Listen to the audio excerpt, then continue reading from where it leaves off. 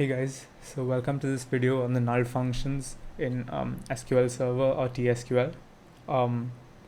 Anybody working in the data industry or any field related to data knows that null values, wherever they're present, present huge headaches and inefficiencies in the processing of data. So we've got some functions readily available to us in SQL Server that allows us to deal with these null values easily and effectively. So I'll just pull the slide up. The null functions available to us in SQL Server is ISNULL and COALESCE. They both perform the same function, which is to let you return an alternative value when an expression is null or holds a null value. So basically how this works is, I've put some code samples here so that you can quickly understand. We've got ISNULL wrapping units on order, which is a column in a table, and it is also the bracket also holds a 0 separated by a comma. So what happens is when units on order, as you know, the select statement goes sequentially through the rows of data. So in the situation when units on order holds a null value, instead of using the null value, the table returns 0. And why do we need this to happen?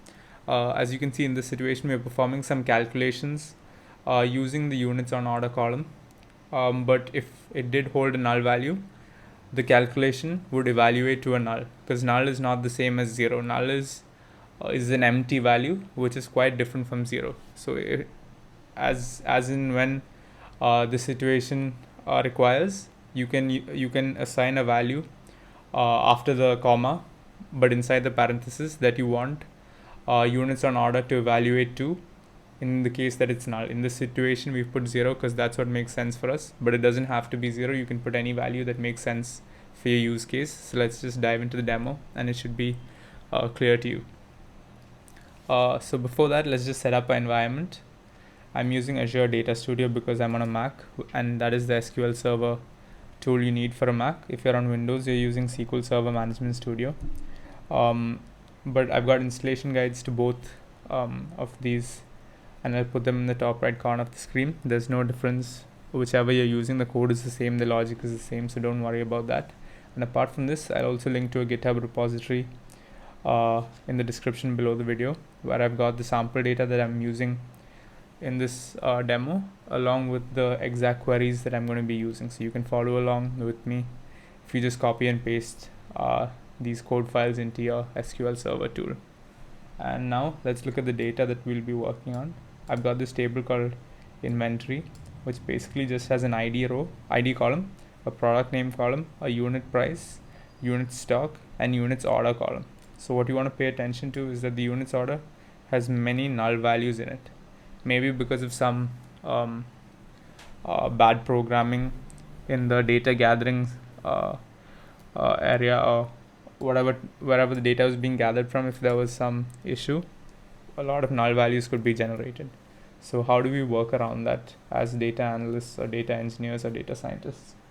So what we use the ISNULL or COALESCE functions, but before that I want to show you the issue with the null values. So here's the problem they cause. So suppose we wanted to calculate the quantity that was the total quantity and its value that we had in inventory, right? So how we would do that is we could call the product name,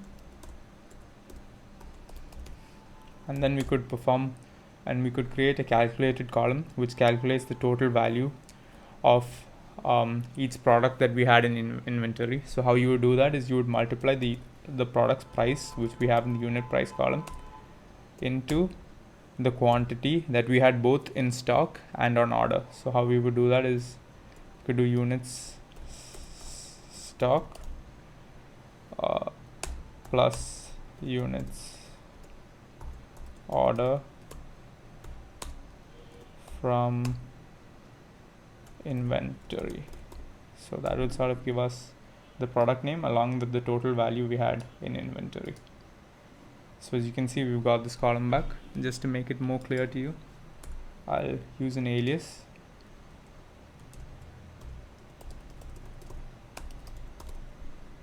and call it the inventory value. And then when we run this, you can see that we get the inventory value. But here right away you notice the issue, which is that whichever column, I'll just show you the original table, whichever column had a units order that was a null value, this same inventory value has also generated a null value, because you can't calculate with a null value. The expression just evaluates to null and not 0, because they are different values. So how we would fix this is with the ISNULL or the COALESCE operator, and in this particular situation I want when units on order is to be null, I want it to be equal to 0. So in that situation what I would do is I would just specify ISNULL ahead of units order and open a parenthesis and then add a comma and a 0. So basically this is the important part of the expression, right? We've got ISNULL, and then within brackets we've got units order, a comma 0. So if units in order has a value, even if it's 0, it returns that value. But if it holds a null value, then it deflects to this 0 value which we specified after the comma. So now when we run this statement, you can see we've lost the null values and we're getting proper numbers that we can later work with to draw insights or make decisions. And same with the COALESCE operator. You can replace the function name and use COALESCE instead. And now when you run it, you can see that we're getting returned the same value. So that's it. That's a little bit about the null functions in SQL Server. Thank you guys for watching. Don't forget to like, subscribe, comment, share, and hit the bell icon. So I'll see you guys in the next one.